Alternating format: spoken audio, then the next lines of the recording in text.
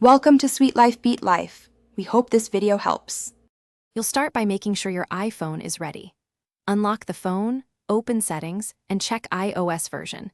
Name drop appears in iOS 17 and later. Once done, confirm Bluetooth and Wi-Fi are enabled. They're required to show the name drop option. Now scroll to Face ID and passcode or General depending on your iOS build, because the toggle lives near sharing and contact settings. Keep the device unlocked while you proceed. This prevents interruptions and speeds the next steps. You're now going to find the exact control.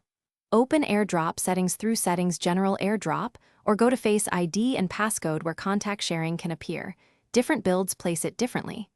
Once you see name drop, read the short description so you know what will stop. Automatic contact sharing when devices are near.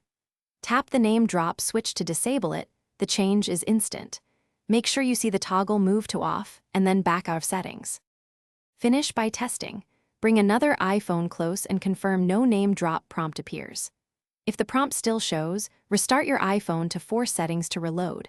That resolves most stubborn toggles. If disabling is blocked, make sure screen time or configuration profiles aren't restricting changes. Disable the profile or update screen time settings and try again. If problems persist, sign out of iCloud and back in, then recheck.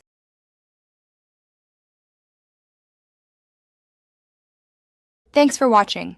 Consider subscribing if we helped you.